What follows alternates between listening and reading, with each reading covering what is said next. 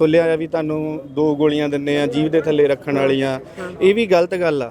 ਸਾਡੇ ਪਿੰਡ ਇੱਕ ਮੁੰਡੇ ਨੇ ਗੋਲੀ ਦਾ ਯਾਨੀ ਕਿ ਉਹਦਾ ਚਮਚੇ ਦੇ ਉੱਤੇ ਗਲਤ ਇਸਤੇਮਾਲ ਕਰਕੇ ਟੀਕਾ ਲਾਇਆ, ਉਹ ਥਾਂ ਤੇ ਮਰ ਗਿਆ ਉਸ ਗੋਲੀ ਨਾਲ। ਉਸ ਗੋਲੀ ਦੇ ਨਾਲ ਕੋਟ ਸੈਂਟਰ ਚੋਂ ਜਿਹੜੀ ਇਦਾਂ ਸੈਂਟਰਾਂ ਚੋਂ ਮਿਲਦੀ ਆ, ਆਪਾਂ ਤਾਂ ਅਜੇ ਨਾ ਹਾਂਜੀ ਨਾ ਆਪਾਂ ਕਦੇ ਖਾਦੀ ਨਾ ਕਦੇ ਦੇਖੀ ਆ, ਇਦਾਂ ਕਹਿੰਦੇ ਚਿੱਟੀ ਜੀ ਗੋਲੀ ਆ।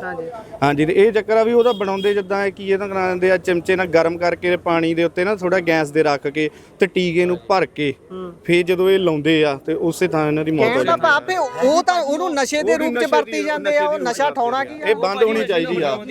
ਨਸ਼ੇ ਤਾਂ ਲਾਉਂਦੀ ਆ, ਗੋਲੀ ਵੀ ਸਰਕਾਰ ਦੀ ਹੀ ਆ, ਉਹ ਨਸ਼ਾ ਛਡਾਉਣ ਵਾਸਤੇ ਉਹਨਾਂ ਦਿੱਤੀ ਆ। ਬੇਟਾ ਬਾਈ ਹੁਣਾਂ ਦੀ ਗੱਲ ਸੁਣ ਲਈ ਆਪਾਂ ਪੂਰੀ, ਦੱਸਿਓ ਮੈਂ ਤਾਂ ਬੜੇ ਚਿਰ ਦਾ ਇਹਨਾਂ ਨੂੰ ਕਿਹਾ, ਮੈਂ ਕਿਹਾ ਵੀ ਤੁਸੀਂ ਕਹਿੰਦੇ ਆ ਵੀ ਤੁਸੀਂ ਲਾ ਲਿਆ ਹਨਾ, ਹੁਣ ਤੁਸੀਂ ਕਹਿੰਦੇ ਨਸ਼ਾ ਛਡਾਉਣ ਵਾਲੀ ਆ, ਠੀਕ ਆ ਨਸ਼ਾ ਕਿੱਦਾਂ ਛੁੱਟੂਗਾ? ਉਹੀ ਗੋਲੀ ਤੁਹਾਨੂੰ ਹੋਰ ਨਸ਼ਾ ਦੇਈ ਜਾਂਦੀ ਆ।